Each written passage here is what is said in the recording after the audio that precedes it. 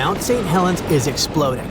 A massive earthquake is ripping through the area, and a side of the volcano is giving way, crashing down in a deafening landslide. A towering wall of rock, ash, and debris is roaring down the valley, flattening everything in its path. Then comes the blast, a sideways explosion of superheated gas and volcanic debris. Trees are snapping like matchsticks. Homes are vanishing under an ash cloud so thick it blots out the sun. Ashfall rains down on towns hundreds of miles away. People are scrambling for masks and fleeing roads blocked by mudflows called lahars, toxic rivers of volcanic mud. The air fills with dust. Emergency sirens scream. Airports shut down. Hospitals fill with people struggling to breathe. The sky glows eerie orange as lightning storms ignite within the ash cloud overhead. This nightmarish scenario might play out very soon. Mount St. Helens, the famous volcano that blew its top in 1980, is acting a bit restless lately. According to the U.S. Geological Survey, about 350 earthquakes occurred from February to June 2024, and 12 more from September 2024 to January 2025. It was like a bunch of tiny tremors throwing a party underground. Most were so tiny you wouldn't even feel them. But on May 31st, 2024, there was one that hit magnitude 2.0. It's just strong enough that if you were nearby, you might have felt a little rumble. Don't freak out yet though. Over 95% of those quakes were super small with a magnitude less than 1.0. Scientists say this is the biggest burst of shaking since the volcano last erupted in 2008. But the volcano has already done this before. In the late 80s and 90s, it didn't blow up, so more earthquakes didn't mean an eruption is guaranteed. What's really going on might be something called a recharge, which is like the volcano's version of refueling. Magma, the hot melted rock, slowly climbs up from deep underground and fills a big underground magma chamber about 2.5 to 6 miles down. When magma fills this tank, it can cause a lot of stress underground, which makes the ground shake. Right now, there's no other sign that the volcano is about to blow. No weird ground bulges, no extra gas leaks, no heat spikes. The USGS says this level of shaking can go on for years without anything major happening. The alert level is still at normal. But it was very different back on May 18, 1980. Mount St. Helens unleashed one of the most explosive volcanic eruptions in history. And it all started with a huge earthquake, bigger than magnitude 5. But this wasn't just any earthquake. It triggered a massive landslide that ripped off the top of the volcano and tore away the rock and ice that had been holding everything down like a giant lid. Suddenly, the pressure that had been trapping superheated water underground vanished. That water instantly turned to steam, and boom! It burst sideways in a powerful hydrothermal blast. And that was only the beginning. With the top gone, the magma beneath the surface suddenly felt free. It started rising faster, forming bubbles and erupting with terrifying force. For 9 straight hours, Mount St. Helens was sending ash and gas miles into the sky. This giant blast didn't come out of nowhere. The warning signs started months before. On March 16, 1980, tiny earthquakes shook the volcano for the first time in years. By March 27, after hundreds of quakes, Mount St. Helens had its first little steam eruption in over a century. It threw ash and rock into the air and blasted a crater in the icy summit. The volcano kept getting angrier. That crater grew fast and cracks spread across the summit. At the same time, eruptions went from one every hour in March to one every day by April. Then things quieted down for a while. Few people realized that the danger was just beneath the surface. By May, over 10,000 earthquakes had rattled the mountain. The north side of the volcano swelled outward, growing about 450 feet. It was a bulge so huge that it looked like the mountain was about to explode. Scientists knew that magma was pushing up inside, creating a hidden cryptodome, a giant underground pocket of molten rock. And then it blew, shattering the mountain and changing the landscape. On May 18, 1980, exactly at 8:32 a.m., a magnitude 5.1 earthquake hit Mount St. Helens. Without any obvious warning signs, the entire north side of the volcano, the part that had been bulging out for weeks, suddenly broke loose and slid away in a massive landslide. This wasn't just any landslide, it was the largest debris avalanche ever recorded on Earth. Imagine a giant mass of rock, dirt, and trees rushing downhill. It was like dumping 1 million Olympic swimming pools full of stuff into the valley. When the cryptodome got ripped away, the pressure inside the volcano dropped incredibly fast, and this sudden pressure release triggered a huge sideways explosion that tore through the landslide debris. This lateral blast was insanely fast, over 300 miles per hour, and it ripped through everything in its path.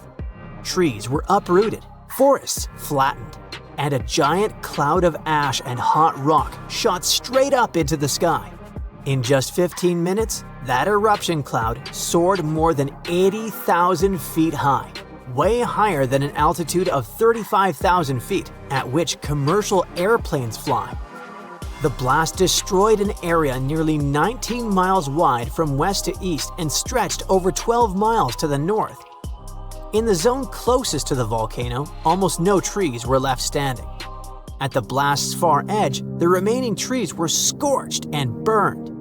A huge area, about 230 square miles, was covered by a thick blanket of hot debris.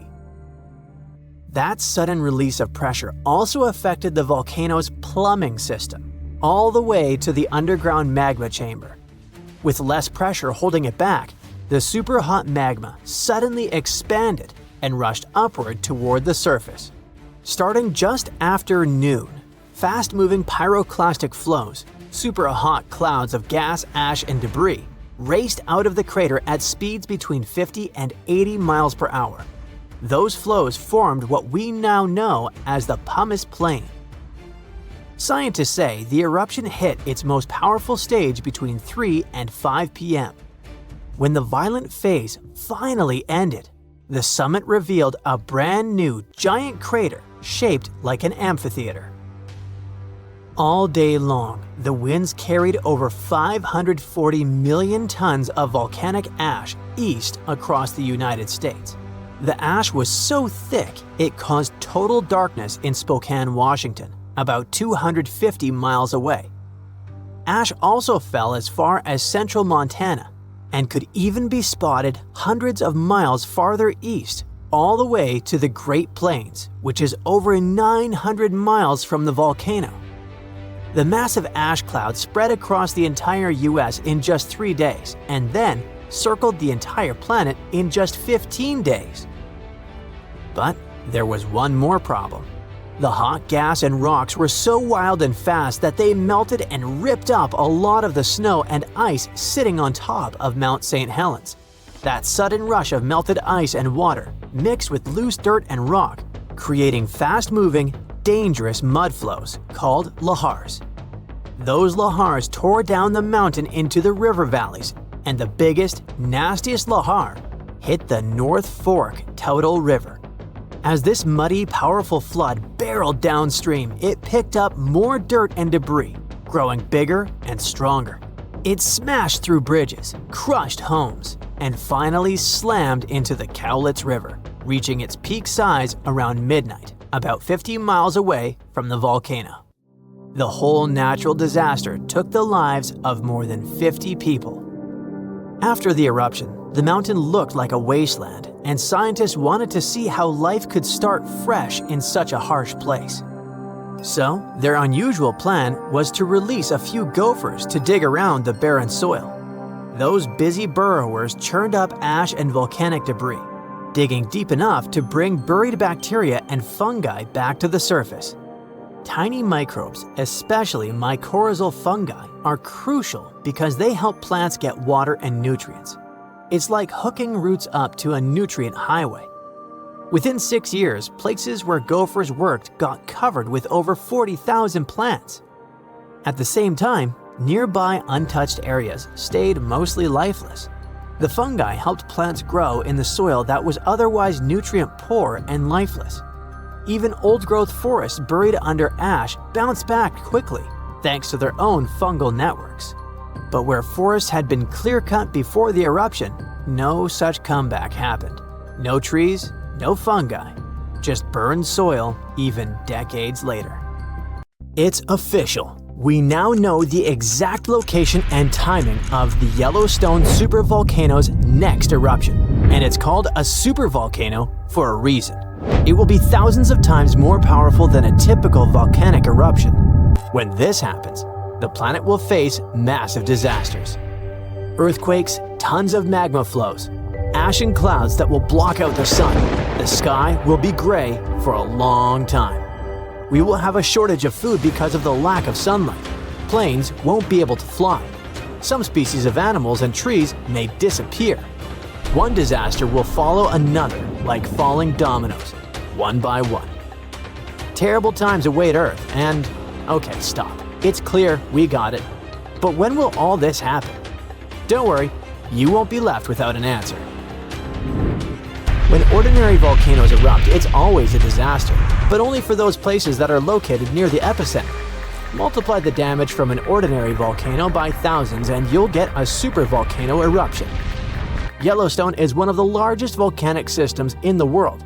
It's erupted 3 times in the last 2.1 million years. The last time was 640,000 years ago. The ash covered an area comparable to about half of the United States. Fortunately, there were no people there, but nature got hurt. A similar eruption of a similar supervolcano occurred about 74,000 years ago. It was the Toba supervolcano in Indonesia that caused an apocalypse the human race barely managed to survive. According to some theories, only a few thousand people stayed alive at the time during the volcanic winter, but it's not confirmed. Since Yellowstone is a volcanic system located in a vast national park, it was important for scientists to find out exactly where the first spark would come from. They found out that Yellowstone's magma doesn't accumulate in one place, but hides in several separate underground reservoirs. The reservoir in the northeast of Yellowstone, next to a beautiful place called Sour Creek Dome, is the riskiest. Here, the red-hot magma comes into contact with the hot rocks of the mantle, which are located deep in the ground. Their high temperature keeps the magma in a liquid state. Imagine that you put a pot of hot milk on the stove. Nothing cools down, but only gets hotter, so the milk may soon begin to rise and flow out of the pan. The same thing is happening with the magma under Sour Creek Dome. Magma doesn't cool down there, and at some point it may start to come out. It'll be like a broken pipe from which a fountain of boiling water gushes. But how did scientists find out? The magma reservoirs are located at a depth of about 6 miles, and this whole area is incredibly hot. They used a special method called magnetotellurics. So, Earth's rotating core creates a magnetic field that surrounds our planet. Magma flows around the core, and it contains many magnetic minerals that also create magnetic fields. Scientists use special instruments that sense those fields emanating from the magma, like a metal detector senses lost jewelry on the beach. Using magnetotellurics, they scanned Yellowstone and discovered 4 large magma reservoirs. 3 of them emitted powerful electromagnetic waves, and in the 4th, which is in the northeast, they recorded a much stronger signal from the magnetic field. This is where the eruption is supposed to occur. But fortunately, it won't happen soon. Perhaps in tens of thousands of years, perhaps in hundreds. Phew, you can relax. No volcanic apocalypse is coming soon. But how do scientists know when this magma will start to erupt? Magma doesn't have a timer, and the volcano doesn't wake up with an alarm clock. So, magma flows inside the pores of solid rock. It resembles a dishwashing sponge with lots of small holes through which water passes. Magma penetrates these pores and fills them. For magma to start erupting outward, it must fill at least 40% of these pores. About 20% of them are filled now. But these hot rocks continue to heat the magma and keep it liquid, so it can flow between the pores. At some point, it will connect with other pools of the liquid magma and become a large stream that will rise to the top. How can we prevent this from happening? It seems that the solution here is to cool the balsam rocks, but it's impossible to do so. They are several miles deep, they are incandescent, and there are too many of them. And in any case, trying to cool a part of the Earth's core sounds like a very bad idea. All we can do is accept that nature has its own plans. If the eruption occurs in tens or hundreds of thousands of years, then perhaps humanity will find a way to solve this problem. If not, then we should prepare for the consequences. A huge global catastrophe starts with a massive, large-scale explosion. The erupting magma produces a gigantic amount of ash. A powerful burst of energy collapses the Earth's crust over the magma reservoir. This leads to the formation of a giant caldera. You've probably seen a huge crater in a volcano. So, this is the caldera. The natural disaster is so loud it deafens everyone who is nearby. The blast wave rises ash and pumice stone at a speed exceeding the speed of sound. Volcanic materials reach incredibly high altitudes in minutes. Then, this pillar of ash spreads and plunges a huge territory into darkness. The incandescent particles in the lower part fall under their own weight and heat the air around them. It's almost impossible to breathe. The red-hot pieces of pumice stone and ash set fire to the surroundings. All this hot mass turns into pyroclastic flows that destroy and burn everything in their path. Forests, houses, roads, everything turns into coal. No planes can fly there. Tiny particles can penetrate engines. Besides, it's impossible to see through such a dark gray, hot cloud. It's also dangerous to drive cars. Volcanic particles can burn tires. Luckily, thanks to seismic technologies, people have learned in advance about the eruption, so everybody has evacuated. The column of ash that has reached the edge of space continues to expand in different directions. The wind helps the volcanic dust expand. A giant umbrella-like cloud appears over the territory of Yellowstone. It's getting wider and wider and plunges a huge area into hot darkness. During the first 24 hours, ash falls on most of the United States and parts of Canada. It knocks out power lines, pollutes bodies of water, and destroys crops. Then, the rains begin. The water mixes with the ash and falls to the ground in the form of gray mud. And don't forget, it's also poisonous. The ash contains mercury, arsenic, and lead in large quantities. Such toxic masses poison rivers, lakes, land, and air. All this time, the volcano continues to erupt. The outbursts of magma, ash, and pumice can last for several weeks or even a month. And this is just the beginning. The ash soon begins to settle, but the sulfur dioxide released during the eruption spreads all over the atmosphere. This gas mixes with the atmospheric water vapor and forms an aerosol consisting of small particles. All this covers the planet like a veil. This cap makes it difficult for the sun's rays to pass through, which means it lowers the temperature of the Earth's surface. These events cause a sharp cooling of several degrees in the world. Farmers lose a huge amount of their crops. Food prices rise and economies collapse. There might be a famine all over the planet. Human civilization can plunge into chaos. In a few years, the temperature will start rising, but it will take at least a couple of decades to return to previous standards. What will become of humanity by that time? Of course, we will survive, but we'll have to rebuild our civilization. But don't be afraid. If nothing depends on us, let's just enjoy every day of life. Be grateful and help each other. Supporting and caring for each other even during the volcanic winter is a guarantee that humanity will survive. Frankenstein, unreasonably cold weather, and tons of lava. What do these things have in common? They all trace their origins back to Mount Tambora. This volcano in Indonesia had such a massive impact that the aftermath could be felt in Switzerland even a year later. And these spots are thousands of miles apart. Soon, we might be facing something similar again. Stick around because I'm about to reveal the exact spot where the next eruption is expected to happen in 2025.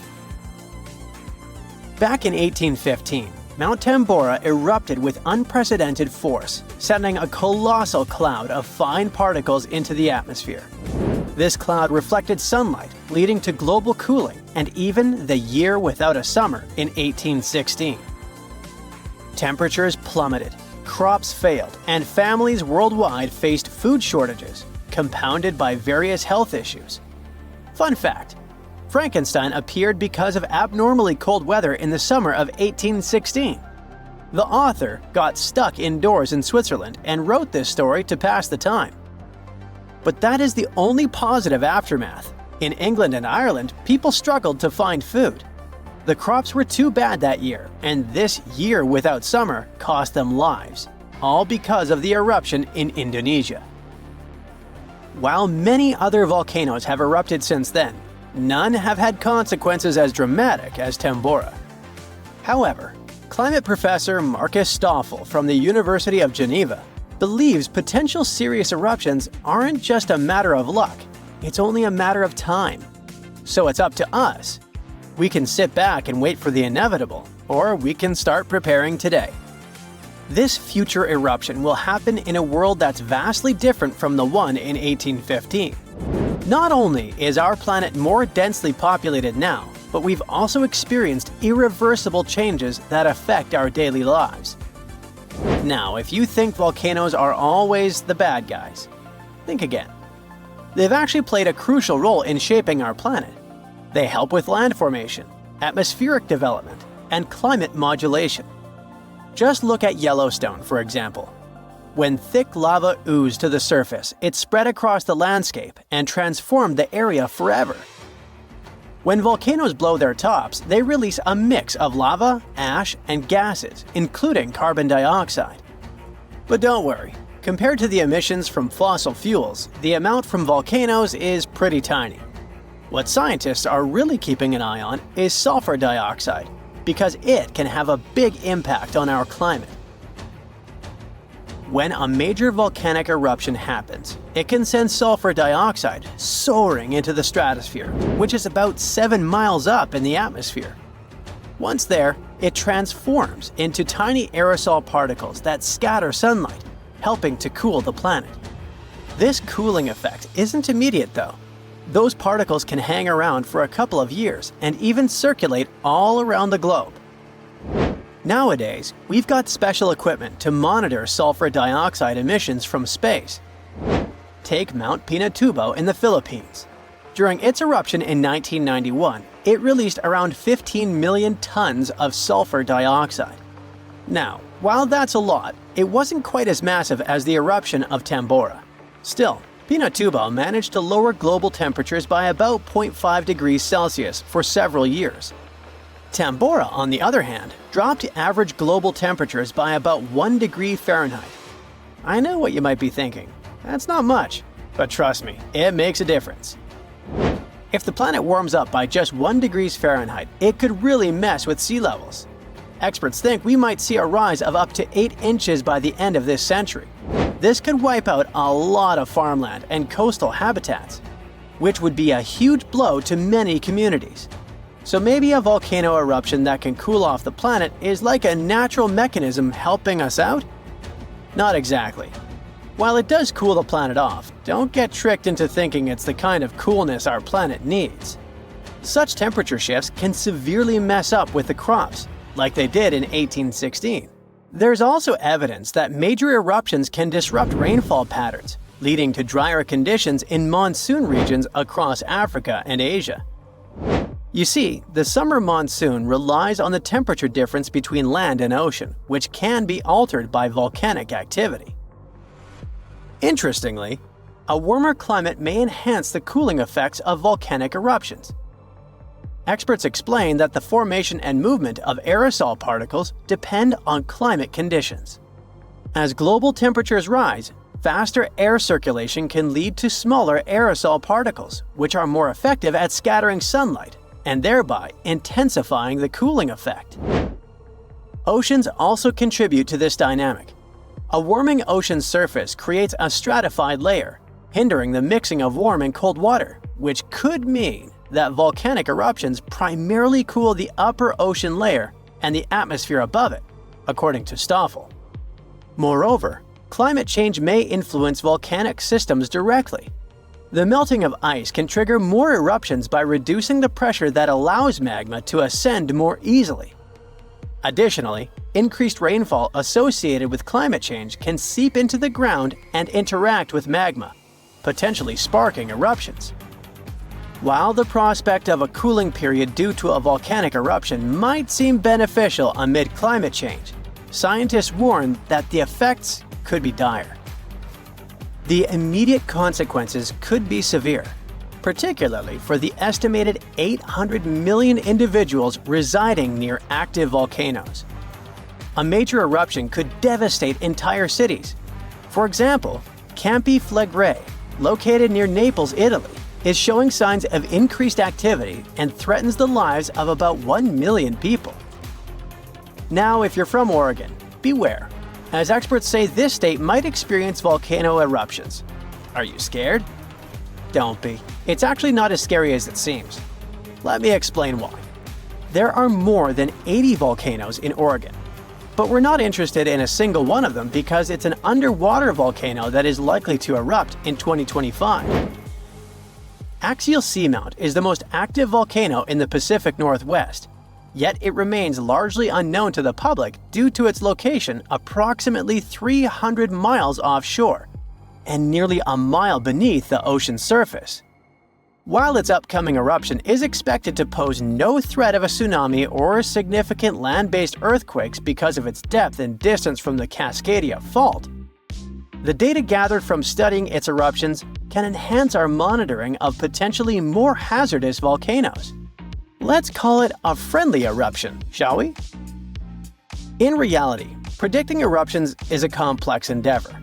We often encounter alarming headlines, such as, "Yellowstone is about to erupt." Should we take these claims seriously? Not really. Yes, Yellowstone sits atop an active supervolcano that has experienced 3 major explosive eruptions in the past 2.1 million years. The last eruption occurred approximately 70,000 years ago, with the most significant explosion taking place around 631,000 years ago, forming the massive Yellowstone caldera. Naturally, many people are curious about whether Yellowstone will erupt again and when that might happen. Fortunately, scientists are employing new techniques to delve into these questions. A recent study suggests that Yellowstone is unlikely to experience another major eruption anytime soon. The reason is that the magma beneath the park is divided into a network of separate chambers. While there is a substantial amount of magma present, it's not sufficiently interconnected to support an eruption. Previous studies proposed that the existence of a massive layer of magma beneath Yellowstone, but these latest findings change that notion.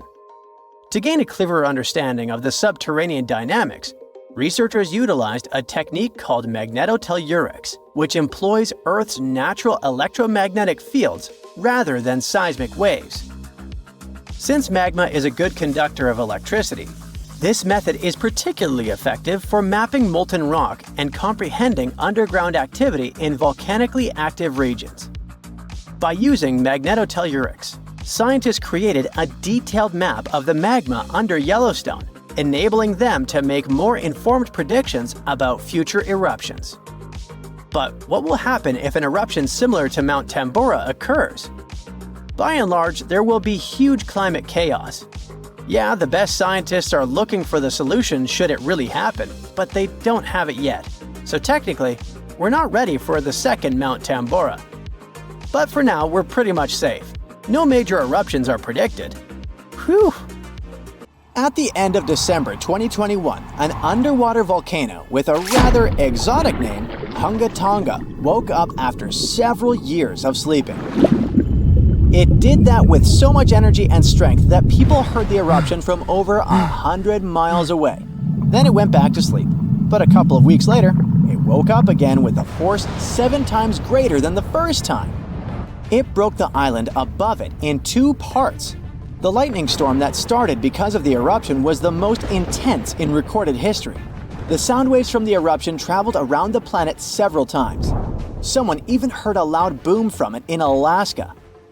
And it started the first known mega tsunami since ancient times. This tsunami took the lives of 2 people as far as Peru and caused trouble for 2 fishermen in California. But that's not all. This eruption could change the weather patterns on Earth for years. You may see the first proof in the summer of 2024, which is forecast to become much wetter than usual. Scientists believe the eruption was caused by gas building up to a critical point. Different minerals, including anhydrite quartz and sulfides, were building up for several months until they blocked the flow paths and sealed the gas within Hunga Tonga. Normally, when a volcano erupts, the fumes cause a temporary cooling effect on Earth's surface. But Hunga Tonga's eruption was different. It didn't produce much fumes, but released a massive amount of water vapor, roughly equal to 60,000 Olympic swimming pools. The intense heat of the eruption turned huge amounts of seawater into steam, which then blasted high into the atmosphere. All that water vapor ended up in the stratosphere, a layer of the atmosphere that's too dry to form clouds or rain. Scientists don't have any observations of volcanic eruptions like Hunga Tonga to predict its effects on our weather patterns. They can't tell exactly how long these effects might last either. This is because the only way to measure stratospheric water vapor is with satellites, which have only been around since 1979, and there hasn't been an eruption similar to Hunga Tonga in that time. Experts from different countries started analyzing satellite data right after the Hunga Tonga eruption. They wanted to find out how long water vapor would stay in the stratosphere, where it would go, and, most importantly, what this would mean for the planet. The first big result of the eruption, at least partially, was a huge hole in the stratosphere that was hanging on for several months in 2023. By the time it appeared, the water vapor had reached the polar stratosphere over Antarctica. In the following years, there wouldn't be enough water vapor left to enlarge this hole. It looks like Hunga Tonga will have just a minimal effect on global average temperatures. But there are some surprising, lasting regional impacts. One of the scientific models forecasts colder and wetter winters for northern Australia until about 2029. In North America, it predicts warmer winters, and Scandinavia could have even colder winters. This is just one study though, and one approach to understanding how the eruption of Hunga Tonga can change our weather. We do have at least one example from history when a volcano eruption changed the world. Over 2 centuries ago, in 1815, Mount Tambora erupted and caused the year without a summer. In the following year, the winter was unusually cold and wet weather across Europe and North America. A recent study confirms that 1816 wouldn't have been this cold without the volcanic eruption. The immediate effects of the eruption were catastrophic, with tsunamis destroying homes, claiming 10,000 lives and 80,000 more who fell ill in the aftermath. The eruption of Mount Tambora was one of the strongest in the last 1,000 years. It had ejected an enormous amount of sulfur dioxide into the stratosphere, which quickly spread across the world. It resulted in the coldest year in at least the last 250 years. In May, frost wiped out most of the crops in New York, Massachusetts, New Hampshire, and Vermont. By June, heavy snow covered the ground in Albany, New York, and Dennisville, Maine, and New Jersey had 5 straight nights of frost. The cold continued into late summer, which should have been the harvest season. In July, lakes and rivers were still frozen as far south as northwestern Pennsylvania, and frost stayed in Virginia until late August. Temperatures would drop from above normal summer highs to near freezing within just a few hours. The weather was completely unpredictable. Prices of food skyrocketed. The cost of oats for horses, which were the main mode of transportation, also rose sharply. Some people believe this situation inspired Carl Drees to invent the bicycle in 1817 as an alternative transportation method. Tambora changed weather patterns completely for not just 1, but 3 years. The whole planet got colder, and as crops failed, probably at least 1 million people starved. Scientists don't have solid evidence of volcano eruptions that have taken more lives than Tambora. But the Krakatoa eruption in Indonesia in 1883 is far more famous than Tambora because information about it spread worldwide via telegrams and photos. Its final blast was the loudest recorded sound in history, and people could hear it on 10% of the entire Earth's surface. The eruption started a tsunami with waves about half as tall as the Statue of Liberty. Still, it was less powerful than Tambora's eruption. The island that once hosted Krakatoa disappeared in the eruption, but new eruptions began less than 50 years later and created the Child of Krakatau cone in the center of the caldera of the old eruption. The new volcano still comes to life from time to time. Mount Vesuvius' eruption, which took down Pompeii, is one of the most well-known volcanic disasters in history. It took around 2,000 lives, much fewer than Tambora.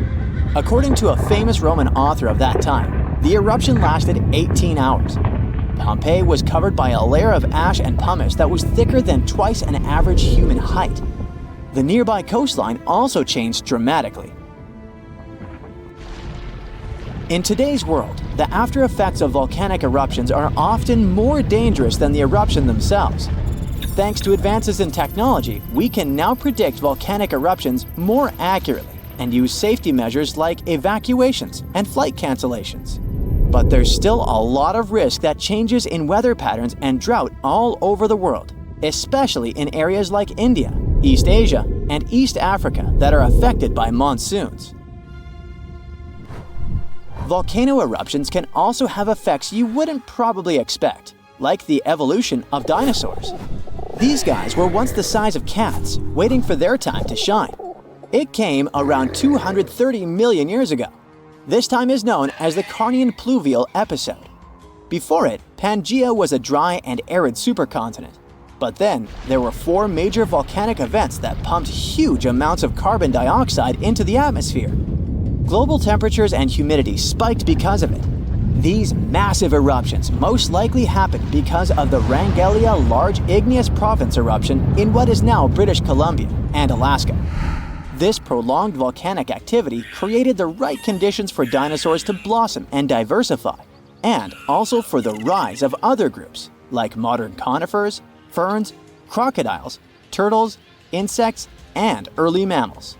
With higher temperatures and more rainfall, terrestrial plants have evolved, and humidity-loving ones have become dominant. Without those changes in the world, we could have a completely different natural history. There's some solid proof that volcanic activity has really changed the weather patterns back then. Scientists have found layers in the Earth's core that show different types of carbon. It means there were 4 massive releases of carbon dioxide into the atmosphere. The data on mercury and carbon together shows that the spike in mercury levels was thanks to a major volcanic event that affected the global carbon cycle, and not just local eruptions. So, you notice anything weird? Recently, there have been alarming changes in the water levels in different parts of Yellowstone Lake. At the same moment, the water level can be rising on one side of the lake and falling on the other. Ooh, it looks as if the lake basin gets lifted by some underground forces. Can it be a sign of a looming disaster? Geysers, mud ponds, and hot springs turn Yellowstone National Park into some extraterrestrial world. And all these wonders are fueled by a mighty supervolcano. Supervolcanoes produce super eruptions. When it happens, they launch more than 240 cubic miles of ash, molten rock, and hot gases up into the air. To make it easier to imagine, 4 super eruptions could fill the Grand Canyon to the brim. The Yellowstone giant was thought to be responsible for at least 3 enormous eruptions and countless smaller ones. In that region, the volcanic deposits are scattered over tens of thousands of miles. Scientists believe they had been created by many weak eruptions, But after doing more research, experts found out these deposits had been left by two previously unknown supereruptions. Those probably took place about 9 and 8.7 million years ago. This discovery means that the area around the Yellowstone volcano used to face a supereruption every 500,000 years. But over the last 3 million years, the hotspot has seen only 2 supereruptions. It makes scientists believe these catastrophic events are slowing down, or just maybe one is overdue. Anyway, if the Yellowstone supervolcano went off with as much power as it had 2.1 million years ago, it would spit out more than 588 cubic miles of boiling lava. That's more than 4,500 times the volume of Sydney Harbor. That's a lot of lava. Whether it's likely to happen or not is another question. There's no doubt that something is going on with the volcano. The water level changes in Yellowstone Lake mean the caldera is lifting under the surface, and the caldera is what's left over after a volcano erupts and then collapses. The Yellowstone caldera is not just going up, creating a dome-shaped uplift. It also moves up and down in a kind of breathing motion. It might be because the magma is seeping into the crust, or because this magma is heating up the Yellowstone hydrothermal system, making it expand and raise the crust.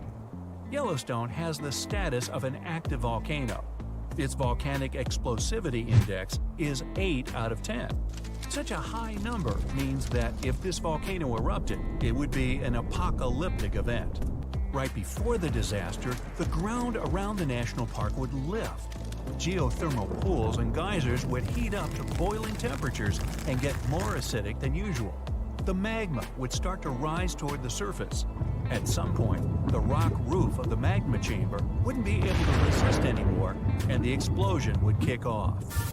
A massive column of lava and ash would shoot up to a height of over 16 miles. After that, the volcano would keep pumping ash for days on end. The mixture of lava, ash, and gas would be hotter than 1,800 degrees Fahrenheit. It would travel through the area at a speed of 300 miles per hour, faster than a racing car. The air near the center of the eruption would heat up to 570 degrees Fahrenheit. One of the most dangerous consequences would be ash fallout. Volcanic ash can turn into glassy cement within seconds after being inhaled and getting in the lungs. People and animals would have problems with breathing. Okay, so that's an understatement, just so you know. Buildings would start to collapse under the weight of this dense substance. It would take just several days until a 10-foot layer of ash covered the territory of about 50 miles around the center of the eruption. After the ash got into the stratosphere, the temperatures all over the world would start to drop. If the eruption was rich in sulfur, an effective sunblocker, it would get so cold there would be no summer in the entire world for the next several years. The monsoon seasons would change. Agriculture would face serious problems. There would be issues with food supplies. Over the past 50 years, the Yellowstone caldera has risen almost 2 feet. It shouldn't alarm you, though. Experts are sure it's a natural behavior for Yellowstone. Periods of dome-shaped uplift are followed by the caldera lowering. Scientists think the supervolcano doesn't present any danger at the moment. For an eruption to happen, the magma inside has to be at least 50% molten. With Yellowstone, this number is just 5 to 15%. The probability of the eruption is 1 in 730,000. Safe to say, it's a long shot. Even better, a recent study made the researchers believe the hotspot might be in a state of decline right now, even despite all the breathing and dome-raising activity. Still, there have been tons of discussions about what people could do to prevent the disastrous supereruption from happening. And the most popular and seemingly effective idea was to cool the Yellowstone supervolcano down. Unfortunately, there's a catch. The volcano leaks out only 70% of the heat which comes from its magma-filled chambers, but the rest of the heat stays inside. As soon as it reaches a particular threshold, the volcano erupts. If it was possible to extract at least 35% of the Yellowstone volcano's heat, the eruption could be avoided. The cooler the magma is, the thicker and stickier it gets. It stops being so fluid and doesn't try to get out to the surface anymore. After considering these facts, NASA scientists came up with a plan. They suggested drilling a 6 miles deep well and pumping down cold, pressurized water. The temperature of the water that would get back to the surface would be approximately 662 degrees Fahrenheit. This way, the heat would be gradually extracted from the volcano. And if a geothermal plant was built on the site, it would generate plenty of electric power. It would be very simple to produce, and its price would be very alluring, about 10 cents per kilowatt hour. At first glance, it was an amazing idea, but sometime later, it started to receive a lot of criticism. Imagine drilling through the Earth's crust, getting deeper and deeper, and then wham bam, you hit a hypothermal pocket. Uh-oh, get ready for a catastrophe. This can release gases that are likely to cause a series of super powerful explosions. In the worst-case scenario, it may even trigger a full-scale volcanic eruption. Now, you already know about its catastrophic outcomes, from fountains of lava and avalanches of molten rocks to climate changes all over the globe. Yeah, not good. Or let's say you're drilling a well to deliver cold water to the volcano, and then you suddenly hit its magma chamber. In this case, instead of cooling the giant down, you'll make the top of the magma chamber much more fragile than it used to be, and the whole construction will be at risk of collapsing at any moment. And don't forget that your drilling may also release toxic gases. They often accumulate at the top of the reservoir with magma. Can it get any worse? Well, yes it can. The whole process would stretch for more than 16,000 years. This method is too risky to cool the volcano down as fast as people would probably want. And scientists aren't even 100% sure that when the cooling system construction is finished, the volcano will stay cold for at least another 100 years. And last but not least, the project of making the Yellowstone supervolcano a bit cooler would cost a mind-boggling $3.5 billion. A huge price for something that might not work out altogether. Oh, by the way, Yellowstone isn't the only volcano that has a lava dome that's lifting at the moment. Lava domes are created when magma gets to the surface and then gathers around the vent. Scientists have found one of those inside an underwater volcano in Japan. This dome is more than 2,000 feet high and more than 6 miles wide. Even though the Japanese supervolcano seems to be sleeping, experts don't let their guard down. A volcanic system can go from being calm and docile to teetering on the edge of an eruption in the blink of an eye. Another massive dome is growing in the central Andes, on top of the planet's largest active magma store. The Altiplano Puna Plateau, well there's a tongue twister, and where the dome was found, is the second highest plateau in the world, and the dome itself is more than half a mile tall. You might wonder how come experts have known nothing about this enormous uplift until recently. The answer is simple. It was hidden within the plateau. It's an arid region littered with volcanoes, and it stretches for thousands of miles. Yep, another case of hiding in plain sight. New Zealand's most active and dangerous volcano is erupting again, reminding everyone of its power. This time, ash from the White Island volcano has drifted across flight paths, sparking concern and forcing airports to cancel flights. Locals know all too well that this volcano should never be underestimated. The current eruption comes just a few years after a catastrophic explosion claimed the lives of tourists and guides who were on the island. But against all odds, some people managed to survive what could have been their tragic end. It was December 9th, 2019. The sky was clear and blue over the Bay of Plenty, a big bay on the northern coast of New Zealand's North Island. It felt like the perfect day for sightseeing. The main attraction in the area is the White Island volcano, also known as Whakaari. It is huge, with its peak rising about 1,000 feet above sea level. Its impressive size and stunning views have been drawing visitors from all over the world for years. Actually, we're talking about very brave visitors, as being near an active volcano comes with serious dangers, such as explosive eruptions, fatal emissions of sulfur dioxide, superheated steam, earthquakes, rockfalls, and even tsunamis. Experts normally say that these catastrophic events are extremely rare, which is true, but rare doesn't mean impossible. On that doomed day, 47 people were having the best time exploring the island. Little did they know that everything was about to change at exactly 2:11 that afternoon when the volcano erupted. A fisherman who was out at sea near the volcano described it as a huge explosion going off, forming a mushroom cloud as it expanded. Photos taken from a distance and satellite images show that a thick white cloud filled the sky a couple of moments after the eruption. Authorities then issued an alert about a moderate volcanic eruption, warning people living near the volcano to stay inside and close their windows and doors to prevent ash from coming in. But the authorities' nightmare truly began when they checked cameras on the island and saw what appeared to be people going inside the crater just 1 minute before the eruption. Right at that moment, they knew they had to launch an urgent rescue operation. Time was running out, and every second counted. The people were in serious danger. 7 rescue helicopters were sent to the scene with paramedics on board. They managed to find the first survivors, and 7 of them were seriously hurt. At around 5 in the morning the next day, officials announced that 23 people had been rescued from the island. They knew more people were still trapped there, but rescue teams could not communicate with any of them. And there was something even more worrying in the back of their minds: the risk and fear that a second eruption might happen at any moment. Recovery efforts during that week were really challenging due to ongoing seismic and volcanic activity. Heavy rain, low visibility, and toxic gases made things even tougher for the teams on the ground.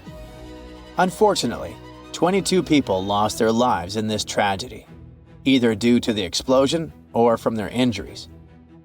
Those who survived tell heroic stories about that day. One of the survivors was from Sydney and was only 19 years old when he went on a family trip to New Zealand.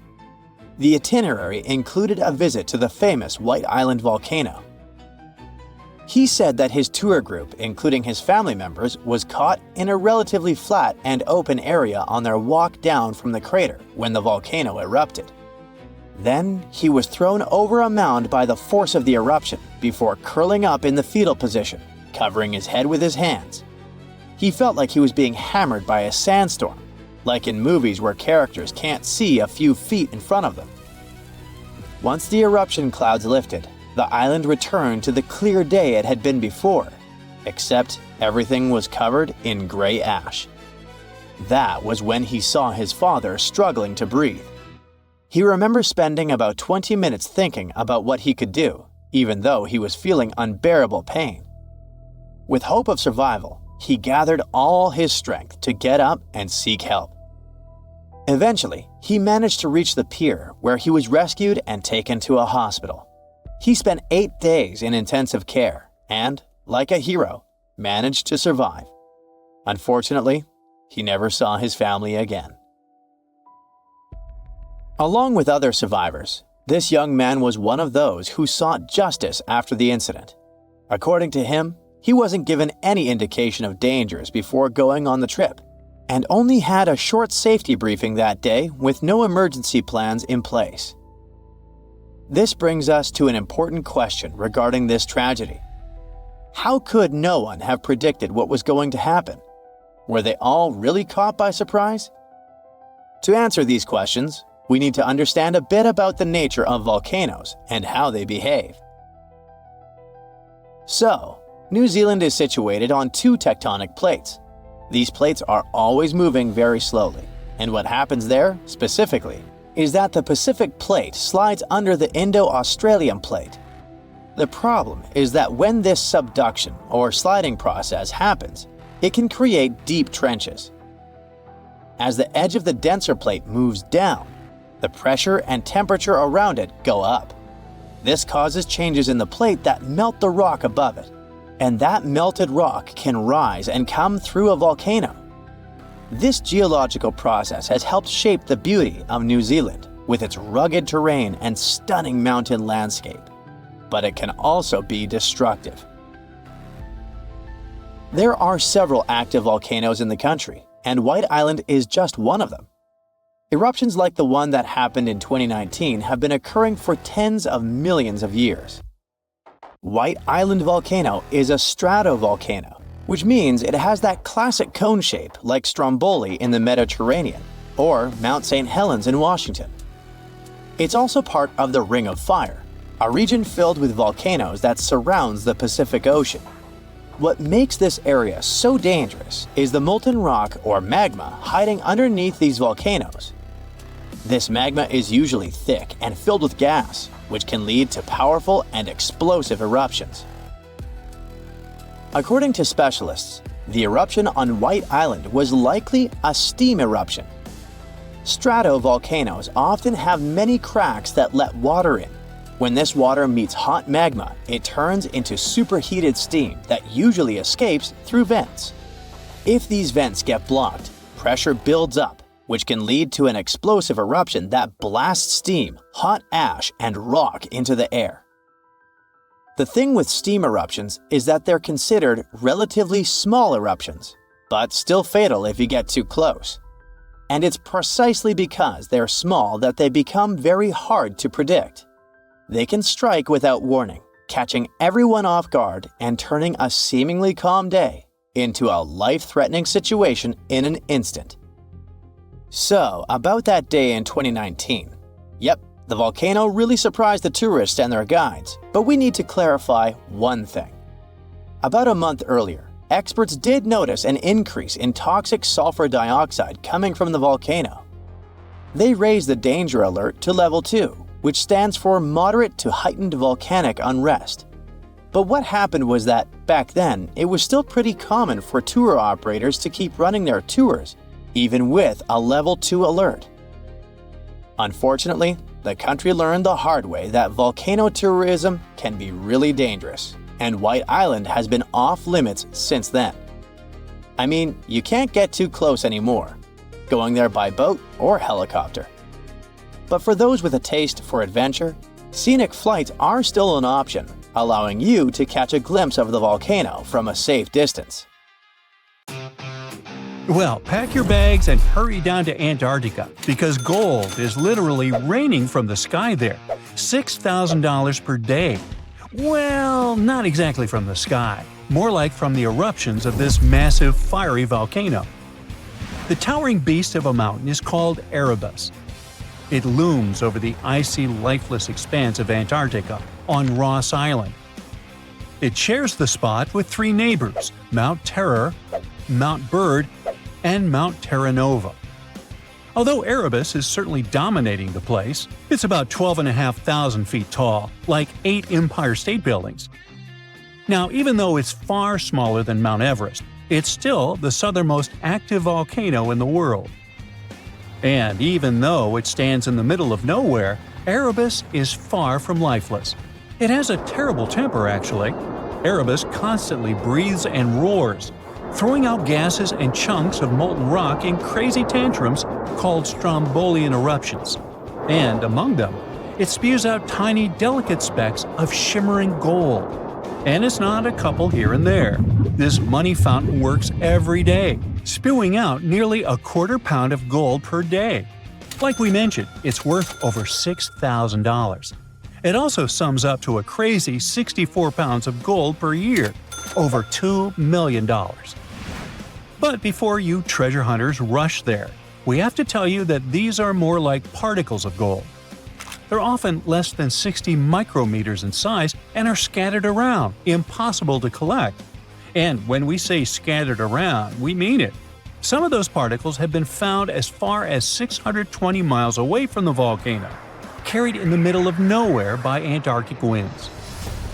Now, Erebus isn't a super friendly place to hang out next to. Its eruptions are wild and unpredictable. So, most of what scientists know about Erebus comes from satellites, which monitor its activity from the safety of space. For scientists, this place is also a gold mine. Erebus is the only volcano that can do this stuff. They figured out that this happens when the magma, Superhot semi-molten rock beneath the Earth's surface rises to the volcanoes. Magma brings some liquid gold with it.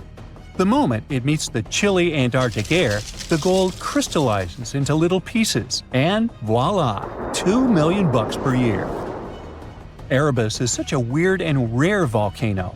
Its fiery heart has been burning for over 1 million years. Over these million years, it's been building layer by layer. Its basis is a super ancient lava, and the upper layers are youngsters.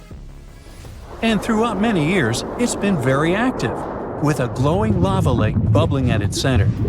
This lava lake is exactly what it sounds, a pool of constantly shifting, burning molten rock.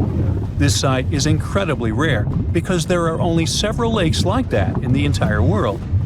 And this isn't just a pool of rock, it's a window into the volcano's soul. In Erebus, it's made of phonolite. Now, phonolite is a very cool rock. Its name comes from the Greek words for sound and stone. Because, guess what? It's a rock that produces a ringing sound when you strike it. There are only a couple of volcanoes that give it to us. But it's not the only volcano that can flex its weirdness.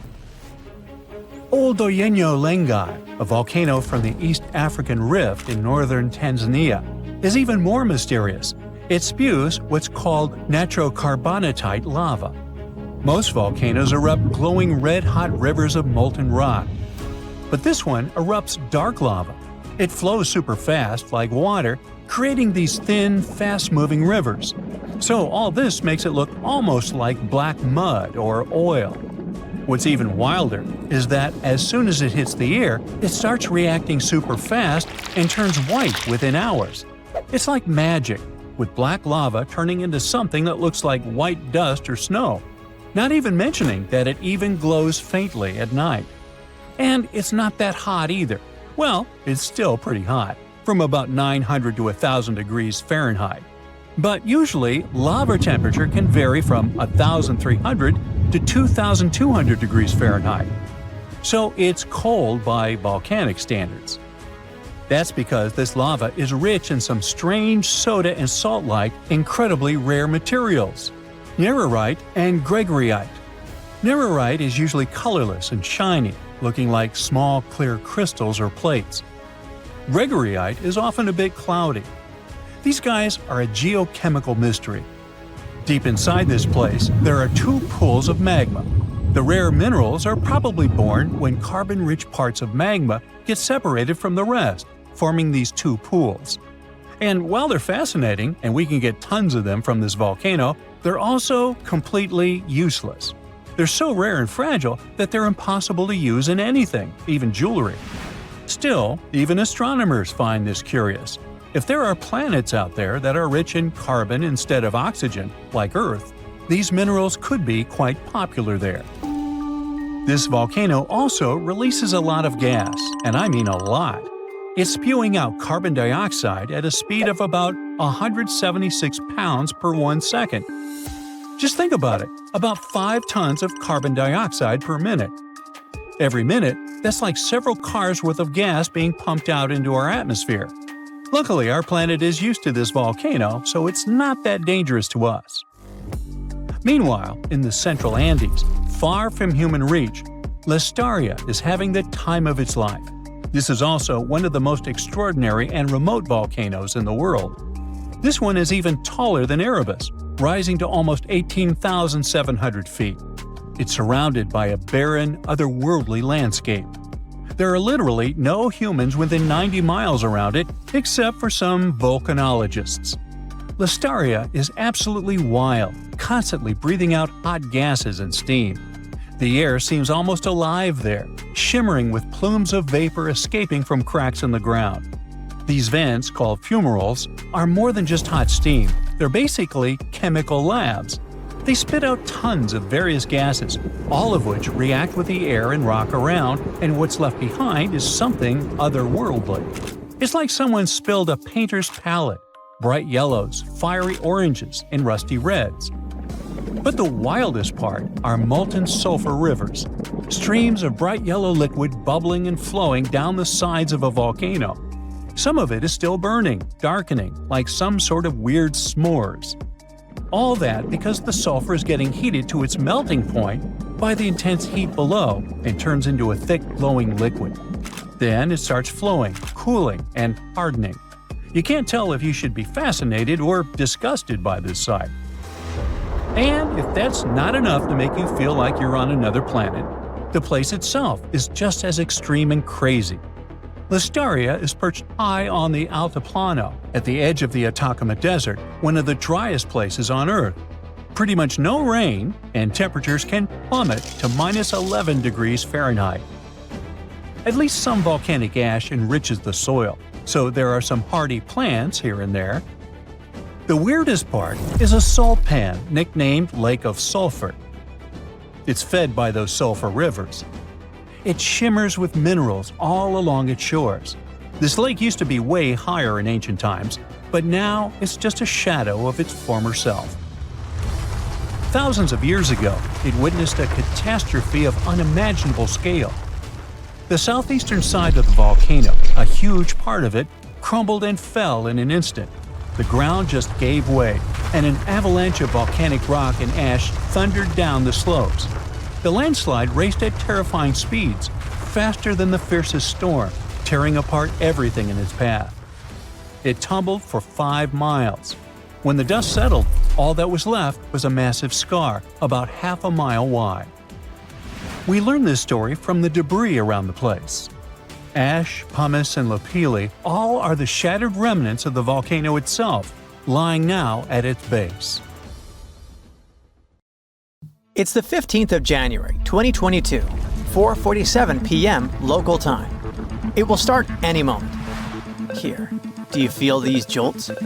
The South Pacific is about to experience one of the most powerful volcanic eruptions ever recorded by modern instruments. The eruption begins at Hunga Tonga Hunga Ha'api, an underwater volcano in the Tongan archipelago. The eruption itself is enormous. Its volcanic explosivity index is at least VEI 5, with the maximum being 8. It's as powerful as such historic catastrophes as Mount St. Helens in 1980 and Mount Vesuvius in 79 CE. The eruption releases a staggering 2.4 cubic miles of volcanic material and sends over 150 million tons of water vapor into the stratosphere. This amount of water vapor would have been enough to fill 58,000 Olympic swimming pools. Additionally, the eruption generates the fastest underwater currents ever recorded and triggers large tsunamis that struck areas as far as Peru, more than 6,200 miles away from the volcano. And it takes at least 4 lives, with even more missing. But the craziest thing is that just before the eruption, 15 minutes ahead of time, there was a kind of warning. But as it often happens, people simply missed them. 2 seismic stations, about 466 miles away from the volcano, which is pretty far for this kind of thing, picked it up. They figured out it was a Rayleigh wave, which is a type of seismic wave that moves along Earth's surface. This wave was caused by a fracture in the ocean floor, where magma and seawater started to interact under a lot of pressure. That's likely what triggered the eruption. The crazy thing is that normally, volcanic seismic signals are pretty small and can only be detected close to the volcano. But this Rayleigh wave traveled way farther than usual and was much stronger. It means there had to be a massive amount of movement going on beneath the surface before the eruption. While people on the ground didn't feel it, those distant sensors picked it up. And this discovery is great for identifying volcanic threats earlier in the future and for improving early warning systems. If scientists can detect these seismic precursors, they could give a heads up before an eruption happens. That would give people time to evacuate and reduce the chances of injuries or property damage, especially for underwater volcanoes like this one, which can also trigger fatal tsunamis. Now, the eruption was big, but its impact was mostly contained. However, this discovery underlines how important seismic data is for predicting and preparing for these disasters. Even though this precursor wasn't used to issue a warning during this eruption, the idea that we could use this kind of information in real time during future eruptions is really promising, especially for underwater eruptions, which apparently might give us more warning time than we thought. Even though we wouldn't have been able to hear that precursor warning signal, there is a sound so loud it could actually finish you. And while such sounds are incredibly rare, the loudest noise ever recorded was indeed fatal to those who were close enough. On 27 August 1883, the eruption of the Krakatoa volcano in Indonesia created the loudest noise ever measured. It's thought to have been an astonishing 310 decibels at the source. To put this in perspective, a hand drill produces the sound of 98 decibels. The noise produced by a jet engine measures 140 decibels. And the sound of 180 decibels is capable of destroying your hearing tissue. So, the sound Krakatoa produced reached more than 170 decibels at a distance of 100 miles. And sailors aboard a ship just 40 miles from the eruption had their eardrums burst from the sound. The explosion's reverberation was so powerful that it was heard 3,000 miles away. In fact, at a farm in Alice Springs, Australia, over 2,200 miles away, sheep farmers reported hearing what they thought were gunshots. The sound from Krakatoa traveled around the world multiple times. Although no one heard the explosion beyond 3,000 miles, spikes of atmospheric pressure were recorded in places as far away as Canada and England. Those must have been the sound waves produced by the eruption traveling around the globe. Sound above 150 decibels can potentially cause life-threatening harm. In particular, sounds between 170 and 200 decibels can result in lethal conditions, including burst lungs. Anything over 240 decibels could cause fatal injuries, and you don't even want to know what those are. I'll just say that those sometimes happen to cartoon characters, but rarely to people. The scientific explanation behind this is that sound is essentially a wave of pressure, which can travel through both solids and liquids. And, in the case of an incredibly loud sound, pass right through the human body. If the pressure from such a sound is high enough, it can rupture eardrums and internal organs, causing significant and often fatal damage. Now, you probably know how volcanoes sometimes have small earthquakes before they erupt. Well, they often produce this weird sound called a harmonic tremor. The sound kind of hums, and the frequency of the hum gets higher and higher until it suddenly stops just before the volcano erupts. The sound has been recorded at a bunch of volcanoes around the world. But the thing about Redoubt Volcano in Alaska is that its tremor is so intense, people can actually hear it. It's like the volcano is letting out this crazy scream right before the eruption. According to a geophysicist at the University of Washington, the frequency of Redoubt's harmonic tremor is so high that it is barely perceptible as a low bass hum, and that's at its highest pitch. All because the pitch of Redoubt's tremor exceeds that of any other recorded volcano. It questions the limits of the existing models used to explain these phenomena. That's why researchers had to propose a new model to account for these unusually high-pitched tremors. Most volcanoes produce sound when magma bubbles vibrate as they rise through cracks in Earth's crust. But in the case of Redoubt, scientists believe that the harmonic tremor and associated earthquakes occur when magma is forced through a narrow opening under immense pressure. The thick magma sticks to the rock surface inside the conduit, a channel or a pipe that carries magma from a reservoir or chamber to the vent. As the pressure builds, the magma moves upward. This makes it stick again until the pressure forces it to move once more. These sudden movements cause small earthquakes, which, as the pressure increases, occur more rapidly and blend into a continuous rising noise. So it's actually the rocks making the sounds. This new model is important because it could help scientists better understand the eruptive cycles of volcanoes like Redoubt. It could also serve as a limited early warning system. By the time Redoubt began to scream like this, the volcano had already been erupting for a few days. So the tremor might only provide a few minutes or hours of warning before the next explosion. The harmonic tremor at Redoubt reaches an extremely high frequency, then falls eerily silent before the volcano erupts again. This pause occurs when the earthquake activity slows down, and the two sides of the fault slip smoothly against one another. Maybe that's when even earthquakes can't keep up anymore. The new model may also apply to other volcanoes, such as the Soufriere Hills volcano on the Caribbean island of Montserrat. The research team is now planning to investigate why the pressure at redoubt is concentrated in one specific spot. To move ahead in their research, the scientists have created 2 recordings of redoubt's seismic activity. The first, a 10-second recording, compresses about 10 minutes of seismic sounds and harmonic tremors, sped up 60 times. The second, a 1-minute recording, condenses roughly an hour of activity, including more than 1,600 small earthquakes that had occurred before redoubt's first explosion with harmonic tremor. These recordings could provide crucial insight into the dynamics of volcanic eruptions and the signals that precede them. The ground suddenly starts shaking. Clouds of gas start forming in the sky, making it dark during broad daylight. Bits of the ground start swelling, lifting, and even collapsing. These are the telltale signs of a volcano that is bound to erupt. And this is what could easily happen again with Mount Spur.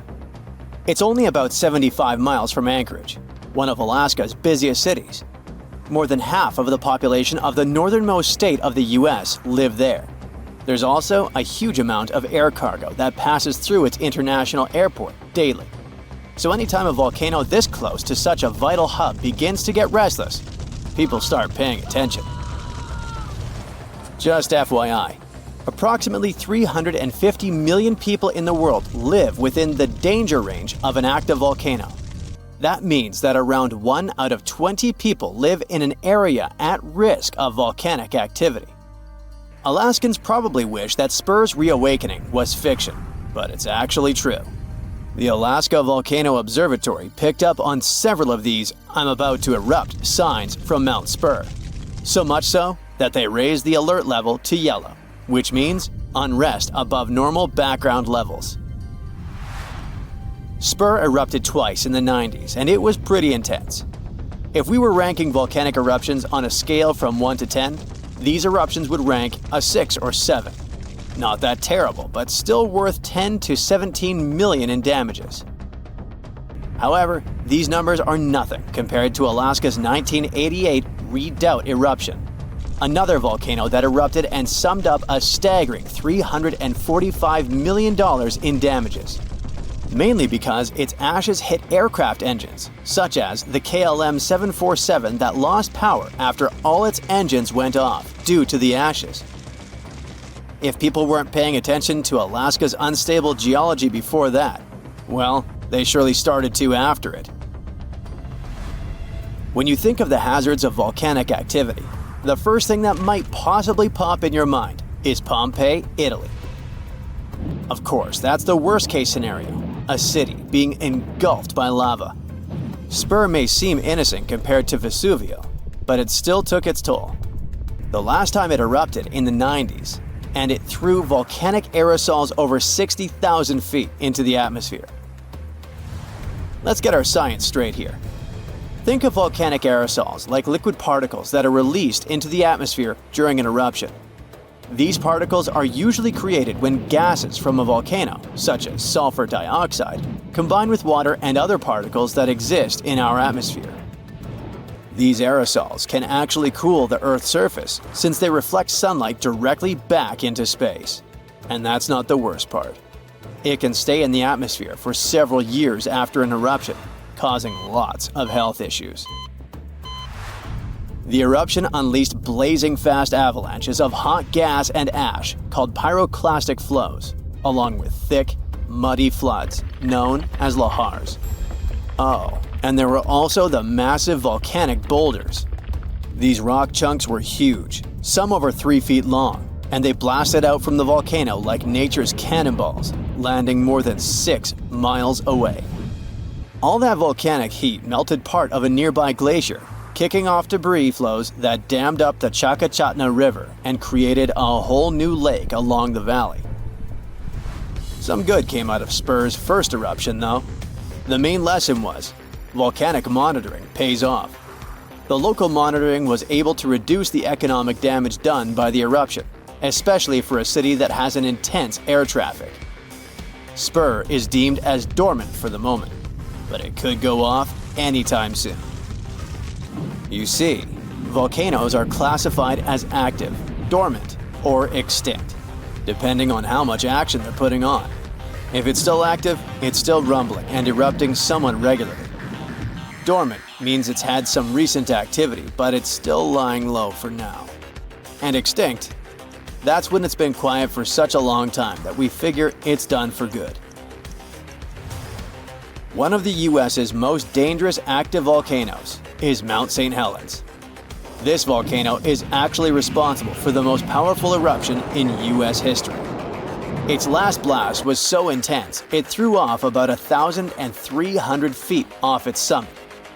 Basically, the top of the mountain vanished, and if you thought Mount Spur's ash cloud was impressive, St. Helens wins the competition since it launched its ashes 80,000 feet into the sky. Eastern Washington plunged into total darkness. But it wasn't just that. In a matter of 3 minutes, the eruption hurled 3.7 billion cubic yards of blazing rock and dust, enough to fill 1 million Olympic-sized pools across 230 square miles of lush forest. Actually, the earthquakes that anticipated the eruption started weeks before May 18, 1980. A ground shake of magnitude 5.0 went off, triggering a landslide on one side of the volcano. By the end of the official eruption date, 57 people had lost their lives. Nearly 7,000 big-game animals like deer and elk were wiped out, and millions of birds laid scattered on the burnt earth. Researchers don't think St. Helens will blow at the same magnitude again anytime soon, but they're keeping an eye on it, because this volcano is not exactly finished. By the way, the word volcano comes from the Roman name Vulcan, which was the Roman deity of fire, and they often happen at the meeting point of tectonic plates, which are the pieces of the Earth's surface that fit together like a jigsaw puzzle.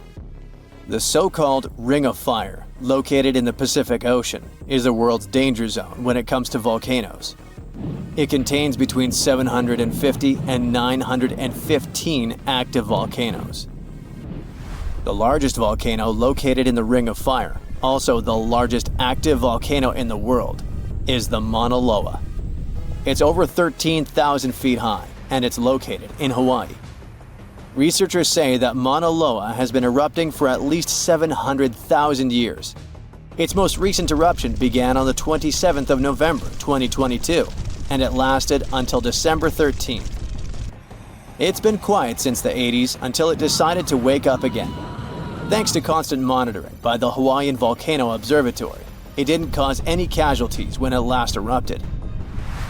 Scientists have been investing big time on volcanic monitoring, not only to reduce economic hazards, but also to save lives. The most recent attempt has been to drill into volcanoes. Recently, a group of scientists went all the way to Iceland in one of the world's volcanic hotspots. There are around 33 active volcanoes in Iceland alone, but the one that is the most interesting to them the most is the Krafla volcano. The Krafla has erupted around 30 times in the last 1,000 years, and its most recent eruption was in the mid-1980s. The project named Krafla Magma Testbed, or KMT for short, is hoping to advance the understanding of how magma behaves underground. The main advantage of this drilling research is predicting the risk of eruptions, but it can also help to push geothermal energy forward. I mean, can you imagine having electricity that is run by the limitless source of volcano power? The KMT team will begin drilling holes deep into volcanic ground in 2027. They're aiming at reaching over a mile into the ground. After all, it's different to monitor lava activity when it's on the surface than when it is still below ground. This will allow researchers to listen to the pulse of the Earth, according to them. They're saying this research is as revolutionary as the first time man went to the moon. Oh, and speaking of that, I was shocked to discover that volcanoes exist all throughout the solar system. Yep, other planets and moons have volcanoes too. The largest volcano in our solar system is Olympus Mons on Mars. It's a shield volcano, much like the ones that make up the Hawaiian Islands. It's about 370 miles wide. If we transported it all the way back to Earth, it would almost occupy all of Poland. Yikes. Our planet's biggest and meanest supervolcanoes are waking up. When they erupt, you'll surely notice it, even if you live thousands of miles away from the epicenter. Scientists are worried we might not have enough time to prepare and deal with the consequences of a super eruption. There's some volcanic activity close to the Italian city of Naples. And no, it has nothing to do with the famous Mount Vesuvius, but with another volcano. This one is harder to see as it doesn't have a tall peak like Vesuvius. But don't let this bad guy trick you. It could be way more dangerous than its giant neighbor. It does have a huge crater that's about 8 miles wide. This volcano is called Campi Flegrei, and it's actually one of the largest volcanoes in Europe, sitting under the town of Pasquale. So, Campi Flegrei erupted 39,000 years ago with a bang so massive it spread ash across the whole Mediterranean region. It also caused the temperature to drop by over 16 degrees Fahrenheit across Eastern Europe. It was the biggest volcanic eruption in Europe in 200,000 years. Since then, Campi Flegrei has had smaller eruptions, and the last one happened in 1538. Now the area is full of small craters, hot springs, and bubbling pools, and they're all proof that this volcano is still very much alive and brewing something. Since the early 2000s, the ground in the giant crater and the town nearby have been slowly rising by about 1 to 1.5 inches every year. There were at least 150 earthquakes that shook this supervolcano lately. In May 2024, there was a 4.4 magnitude in the area, the biggest in the last 40 years. Residents had to leave their homes and camp outside, fearing there would be more earthquakes. No one knows how Campi Flegrei is going to behave in the following months or years, but the authorities are organizing evacuation exercises to prepare the population just in case. The Italian volcano looks like an innocent kitten compared to the real giants like Yellowstone. For a volcano to deserve the title of a super one, it must be able to produce catastrophic scale eruptions and eject huge amounts of magma, ash, and volcanic gases. The Yellowstone giant meets these criteria. Even though it moves from time to time, the Yellowstone supervolcano hasn't erupted for 640,000 years. But when it does wake up, it might erupt with incredible power, about the same amount as 10 huge nuclear power stations can produce. Under the ground, beneath Yellowstone, there's a super-hot area full of molten rock called magma. As more magma moves into a big space called a magma chamber, the ground above starts to swell or rise. When the magma cools down, the ground falls. Between 2004 and 2009, the ground at Yellowstone rose by almost 10 inches, but then it started to slowly go back down in 2010.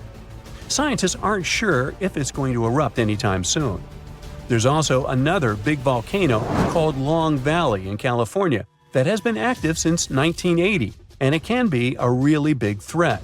Scientists studying this supervolcano found out that before its biggest eruption, 760,000 years ago, the buildup may have taken less than a year. Now, that's bad news, because a supervolcano eruption can have a huge effect on the world, like the eruption of the Toba volcano in Sumatra around 74,000 years ago. It became the biggest volcanic eruption the Earth had seen in 28 million years. It covered parts of Indonesia, India, and the Indian Ocean with a thick layer of volcanic debris, almost like a 6-inch blanket. The amount of rock it spewed out was like stacking nearly 3 million Empire State Buildings. The giant crater it left behind can still be seen from space. All the ash and gases shot up into the air and blocked some of the sunlight. It caused a volcanic winter that lasted about 6 to 10 years. Some scientists think this eruption might have even affected early humans. Around the time Toba erupted, the human population took a sharp dip, and there were far fewer people. Some say this is why all modern humans come from a small group of survivors. According to the Toba catastrophe theory, most early humans in Europe and Asia didn't survive the cold and harsh climate after the eruption, but a lucky group lived through all that in Africa. Not all scientists agree with this idea, and some archaeological and climate records show a different story. Another volcano that changed the world in a big way was Mount Tambora in 1815. The next year went down in history as the year without a summer.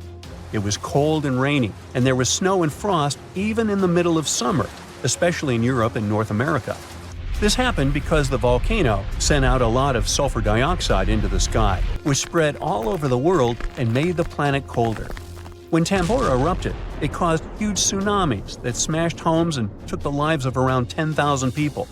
Afterward, about 80,000 more people passed away because of the consequences the eruption had caused in the world. The cold weather ruined crops, so food became really expensive. And because horses were the main way people traveled, the cost of oats that they ate went way up too. Some people even think this led to the invention of the bicycle in 1817 as a new way to get around. The eruption made the Earth colder for about 3 years. Now, even though the Tambora eruption was so powerful, Krakatoa, another volcano in Indonesia, stole the show when it erupted in 1883. It was just easier to spread information about it through telegrams and photos. Its final blast was the loudest recorded sound in history, and people could hear it on 10% of the entire Earth's surface. The eruption started a tsunami, with waves about half as tall as the Statue of Liberty. Now, if we only had 12 months to prepare for a supervolcano eruption, it would be really hard to store enough food and get ready. But don't panic just yet. Supervolcano eruptions are very rare, and the last one happened 26,500 years ago in New Zealand. Scientists think that a super eruption happens once every 100,000 years on average. But the sad part here is that the Earth doesn't follow a perfect timeline. There could be clusters of super eruptions with shorter gaps between them and then longer quiet periods. Since there have already been 2 super eruptions in the last 100,000 years, there's always a chance one could happen again sooner than we expect. Plus, although there are places like Yellowstone and Long Valley where we expect volcanoes to erupt, there are less obvious possible hotspots. In Chile, there's a volcano called Laguna del Maule that has erupted in the past and left behind a huge crater. Over the last 20 years, the ground there has been swelling really fast, rising up to almost 1 foot a year. Some people are worried that this could be a sign of a big eruption coming. But scientists say there's not enough magma yet to cause a super eruption. In Bolivia, the Juturancu volcano is also acting up. It's part of a group of volcanoes that have caused super eruptions in the past. Since the 1960s, the ground around Juturancu has been lifting, but the last eruption was 250,000 years ago. Even though the magma might be rising, it's not enough to worry about just yet. The chances of a super eruption happening during our lifetime are 1 in 1,400, which is pretty low, so you don't need to worry too much. But just like someone wins the lottery every week with very small chances, a super eruption could happen sometime in the future, and when it does, we'll need to be prepared.